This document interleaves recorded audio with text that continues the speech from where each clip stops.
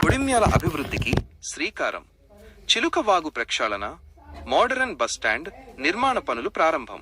కొడిమ్యాల ఎన్నికల సమయంలో ఇచ్చిన హామీలను నెరవేరుస్తూ కొడిమ్యాల మేజర్ గ్రామ పంచాయతీ అభివృద్ధి దిశగా అడుగులు వేస్తోంది. గ్రామంలో ఏళ్ల తరబడి సమస్యగా ఉన్న చిలుకవాగు ప్రక్షాళన మరియు శిథిలావస్థలో ఉన్న బస్టాండ్ పునర్నిర్మాణం కోసం నిధుల అంచనా పనులు ఈరోజు ప్రారంభమయ్యాయి. నేడు జరిగిన పనులు: గ్రామ నూతన సర్పంచ్ గడ్డం జీవన్ రెడ్డి, ఉప సర్పంచ్ల ఫోరం అధ్యక్షులు గుర్రం నరసయ్య గౌడ్ గారు స్వయంగా క్షేత్రస్థాయిలోకి దిగి జేసీబీ సహాయంతో చిలుకవాగులోని చెత్తాచెదారం మరియు మట్టిని తొలగించే పనులను పర్యవేక్షించారు. వాగు నిర్మాణం కోసం ఎంత నిధులు అవసరమో అంచనా వేసేందుకే ఈ పనులు చేపట్టినట్లు వారు తెలిపారు. సర్పంచ్ జీవన్ రెడ్డి మాటల్లో, ఎన్నికల సమయంలో గ్రామ ప్రజలకు ఇచ్చిన మాటను నిలబెట్టుకోవడం మా బాధ్యత. అందుకే ఎమ్మెల్యే మేడిపల్లి సత్యం గారి సహకారంతో త్వరలోనే శంకుస్థాపన చేసి చిలుకవాగును ఆధునీకరిస్తాం.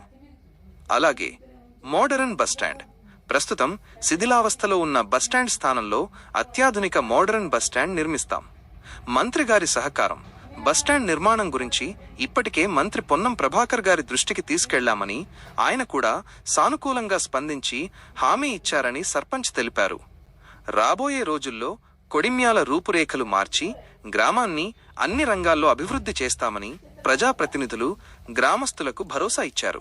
కొడిమ్యాల ప్రజలు చాలా రోజులుగా ఎదుర్కొంటున్న సమస్య చిలుకవాగు ప్రక్షాళన కావాలని చెప్పి ఇక్కడ ప్రజలు కోరుకుంటున్నారు.